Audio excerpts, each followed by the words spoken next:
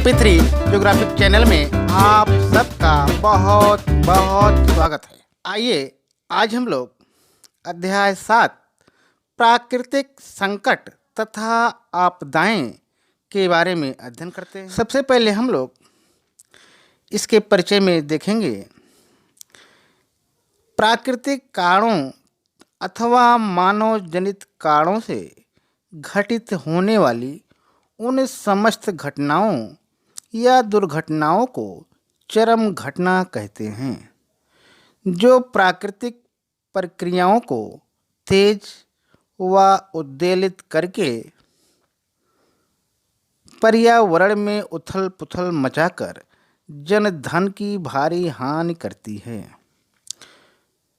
उदाहरण के लिए भूकंप, ज्वालामुखी, विस्फोट, बाढ़, चक्रवाती तूफान, सुनामी लहरें आदि ऐसी ही चरम घटनाएं हैं जिन चरम घटनाओं से पर्यावरण में उथल पुथल के साथ साथ मानव जीवन का विनाश तथा विकास में संकट उत्पन्न होता है। उन्हें आपदाएं कहा जाता है। आगे देखेंगे हम लोग चरम घटनाओं तथा आपदाओं में अंतर।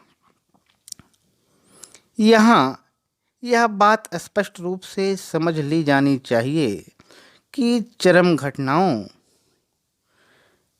एक्सट्रीम इवेंट्स और प्राकृतिक आपदाओं नेचुरल डिजास्टर्स में मूलभूत अंतर पाया जाता है।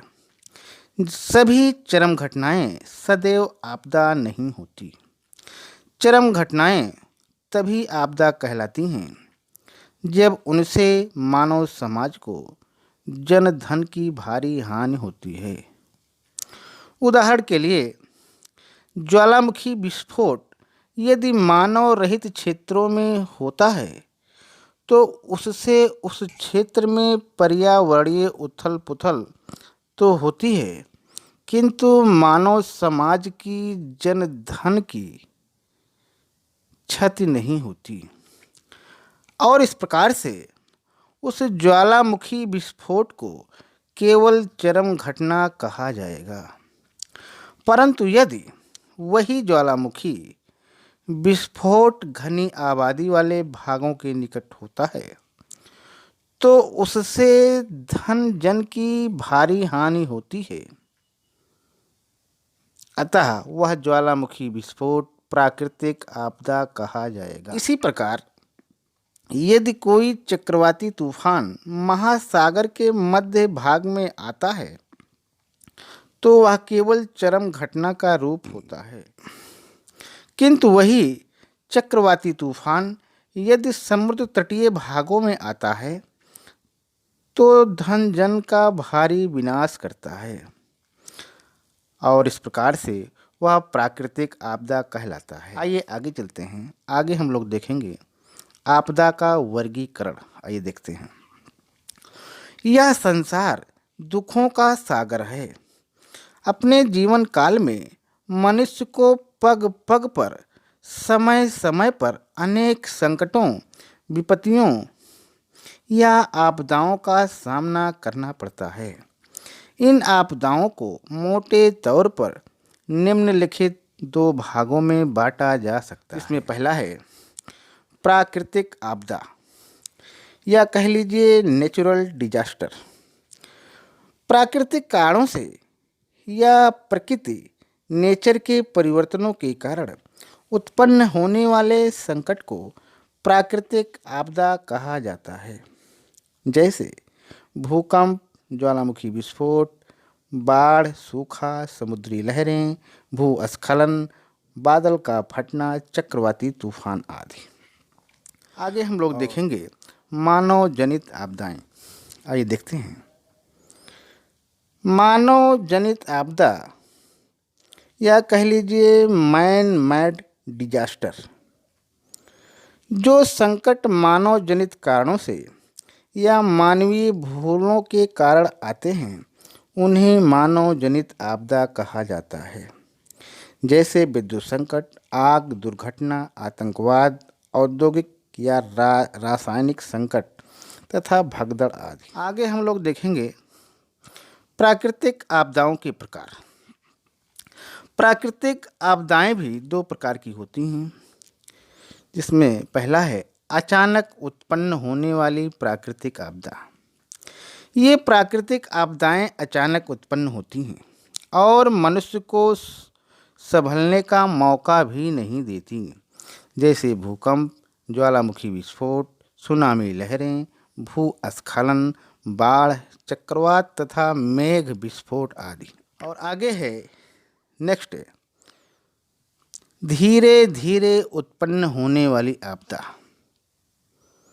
ये आपदाएं धीरे धीरे उत्पन्न होती हैं, जैसे सूखा, पर्यावरण ह्रास तथा भूमि का मरुस्थलीकरण। आगे चलते हैं। प्राकृतिक आपदाओं के अध्ययन का उद्देश्य, आइए देखते हैं। प्राकृतिक आपदाओं को पाठ्यक्रम में इसलिए सम्मिलित किया गया है ताकि हम प्राकृतिक आपदाओं का अध्ययन कर उनका तथा उनके कारणों का ज्ञान प्राप्त कर सकें। यह ज्ञान प्राप्त कर हम उनका सामना करने की पूर्व तैयारी कर सकते हैं और इस प्रकार से इनका अध्ययन कर हम इस बात की भी योजना बना सकते हैं कि यदि ऐसी कोई प्राकृतिक आपदा आ ही जाए तो हमें क्या करना चाहिए। आगे चलते हैं। आगे हम लोग देखेंगे प्रमुख प्राकृतिक आपदाएं।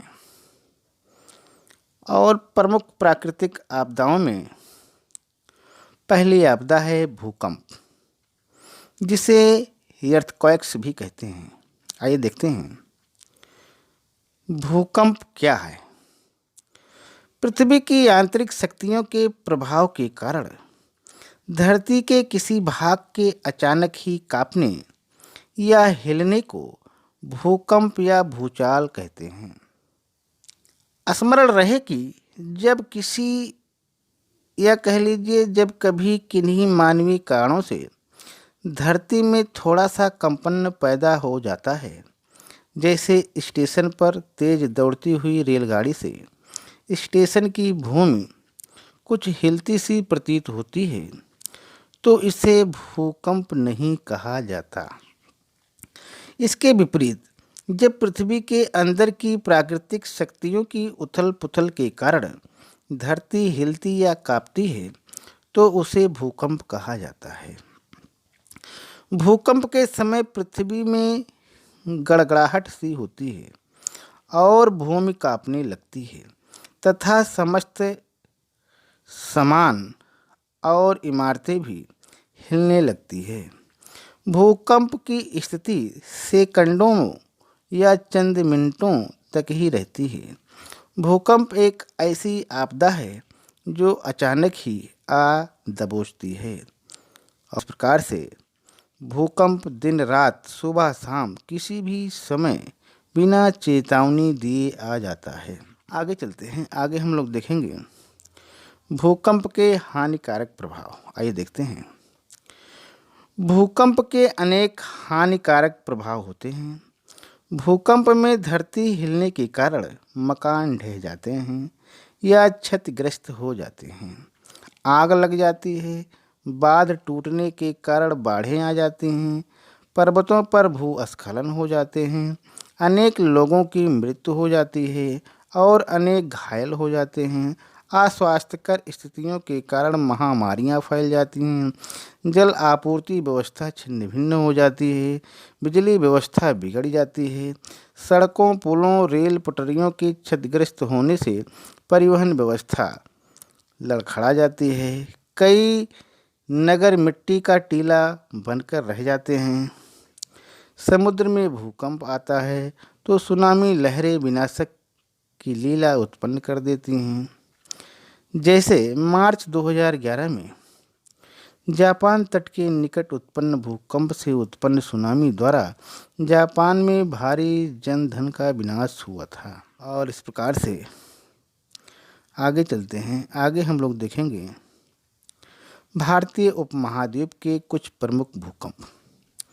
भारतीय उपमहाद्वीप तथा दक्षिणी पूर्वी एशिया के कुछ प्रमुख भूकंपों का विवरण इस प्रकार है, जिसमें आप देख सकते हैं 1737 में पहला है। 1737 में कोलकाता पश्चिमी बंगाल में भूकंप आया था और इस भूकंप से 3 लाख लोग मरे थे। 1905 में कांगड़ा घाटी हिमाचल प्रदेश में भूकंप आया था, जिसकी तीव्रता 8.6 रिएक्टर मापक थी, जिसमें 20,000 लोग मरे थे। 1934 में बिहार में भूकंप आया था, जिसकी तीव्रता 8.4 है और इसमें 11,000 लोग मरे। आगे है 1935 में क्वेटा पाकिस्तान में भूकंप आया था, जिसकी तीव्रता 7.6 रिएक्टर स्केल है। इसमें 65,000 लोग मरे हैं। 1997 में जबलपुर मध्य प्रदेश में भूकंप आया था, जिसकी तीव्रता 6 रिएक्टर स्केल है, जिसमें 2600 लोग मरे हैं। 1998 में अफगानिस्तान में भूकंप आया था, जिसकी तीव्रता 6.9, जिसमें 11,000 लोग मरे। और मार्च 1999 में चमोली उत्तराखंड में भूकंप आया था, जिसकी तीव्रता 6.8 रिएक्टर स्केल है, जिसमें 20,000 लोग मरे। आगे है 26 जनवरी 2001 में गुजरात के भुज में भूकंप आया था और जिसकी तीव्रता 8.1 थी, जिसमें 1 लाख लोग मरे। और नेक्स्ट है 26 दिसंबर 2004 में भूकंप आया था दक्षिणी पूर्वी एशिया, जिसमें भारत सहित 13 देश थे। 8.9 रिएक्टर स्केल पर भूकंप आया था, जिसमें 2 लाख लोग मरे। और नेक्स्ट है 2005 दिसंबर 2005 में भूकंप आया था कश्मीर में, भारत और पाक अधिकृत क्षेत्र में आया था। इसकी तीव्रता 6.9, जिसमें 50,000 लोग मारे गए थे। और इस प्रकार से आगे चलते हैं हम लोग। आगे हम लोग देखेंगे नेक्स्ट है भूकंप की तीव्रता की माप। आइए देखते हैं। भूकंप के झटकों की तीव्रता का पता लगाने के लिए भूकंप मापी यंत्र या कह लीजिए सीस्मोग्राफ का प्रयोग किया जाता है। भूकंप की तीव्रता को मापने का एक अलग पैमाना स्केल होता है, जिसे रिक्टर स्केल कहते हैं। इस पर 1 से 9 तक अंकों के निशान होते हैं। 1 से 4 तक के रिक्टर स्केल वाले भूकंप साधारण होते हैं।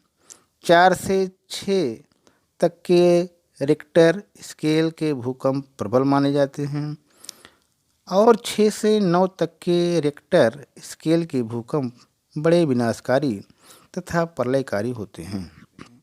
आगे हम लोग देखते हैं भूकंप से बचाव के उपाय। आइए देखते हैं। भूकंप आने के समय तथा उसके पूर्व व पश्चात निम्न उपाय अपनाकर भूकंप से होने वाली हानि को कम किया जा सकता है। जिसमें पहला है भूकंप आते ही मैदान, आंगन आदि खुले भाग में चले जाएं। और नेक्स्ट है खुले भाग में ना जा सकें तो मेज या पलंग के नीचे चले जाना चाहिए। और नेक्स्ट है मकान की दीवारों या भारी सामान से दूर रहना चाहिए। नेक्स्ट है आँखों को हाथों से ढककर सुरक्षित कर लें। नेक्स्ट आगे है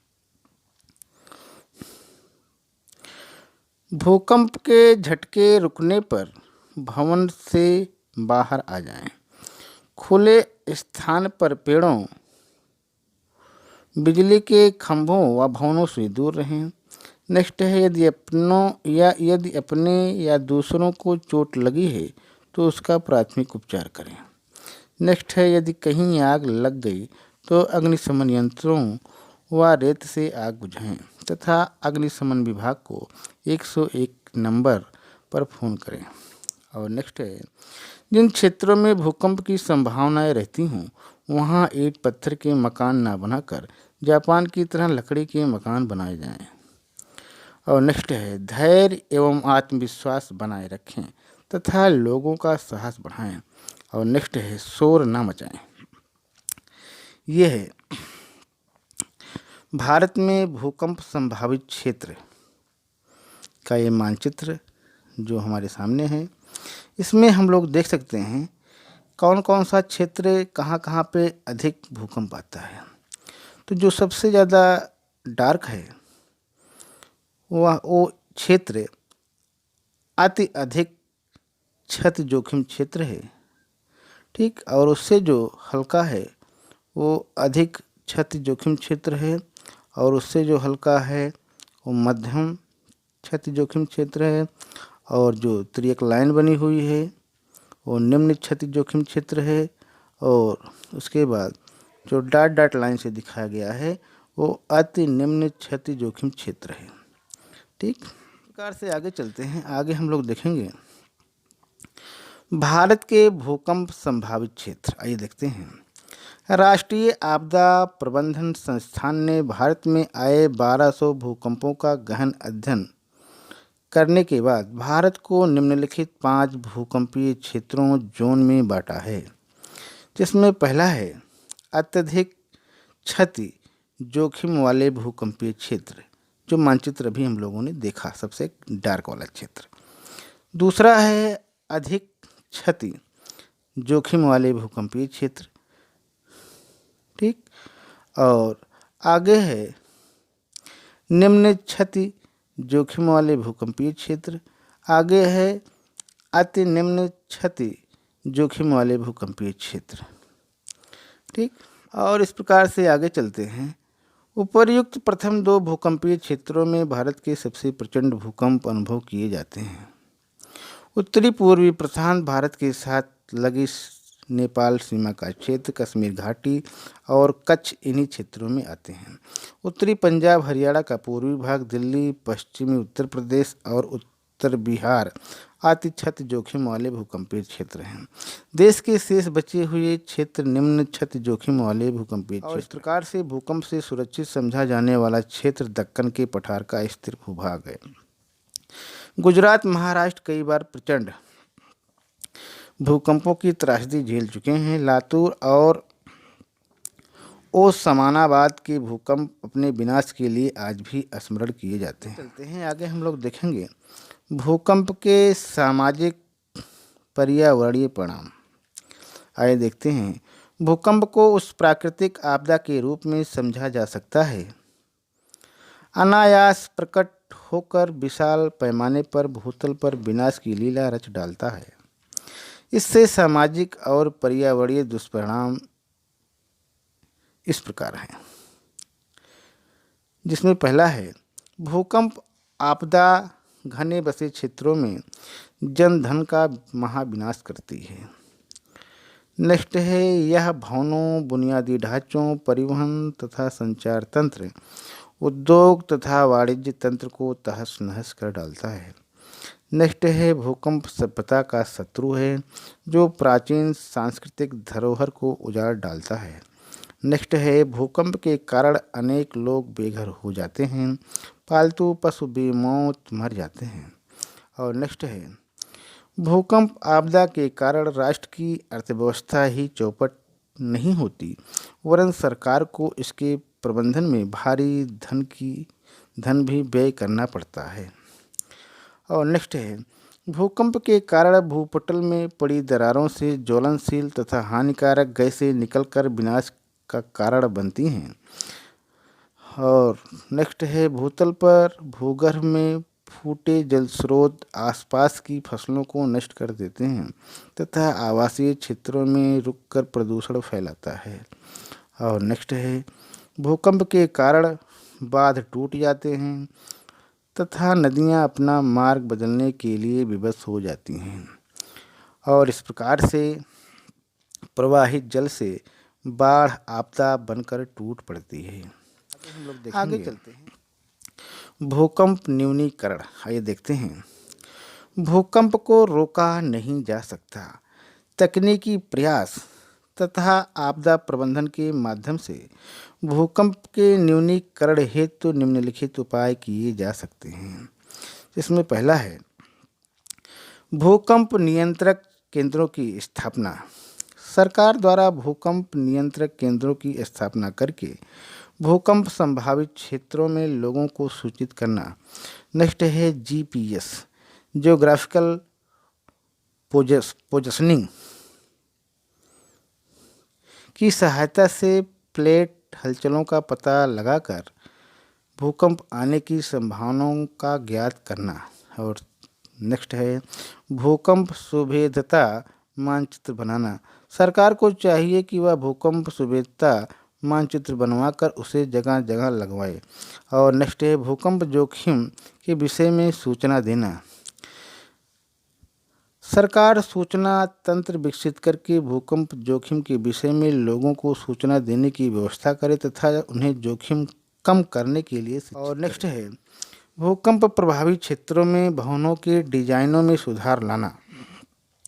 सरकार को भवन निर्माण विशेषज्ञों के द्वारा भूकंप प्रभावित क्षेत्रों से नई डिजाइनों की ऊंची इमारतें तथा औद्योगिक संस्थानों की स्थापना पर बल देना चाहिए।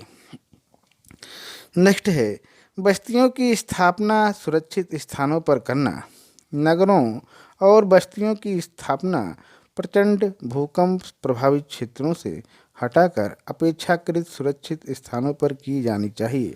और नेक्स्ट है भूकंप प्रतिरोधी भवनों का निर्माण। भूकंप संभावित क्षेत्रों में ऐसे सुदृढ़ भवन बनाए जाने चाहिए जो भूकंप के झटकों को सहन कर सकें। जापान की भांति ऐसे क्षेत्रों में हल्के और ठोस सामग्री से भवनों का निर्माण होना चाहिए। इस प्रकार से आज हम लोगों ने अध्याय 7 के भूकंप के बारे में हम लोगों ने अध्ययन किया।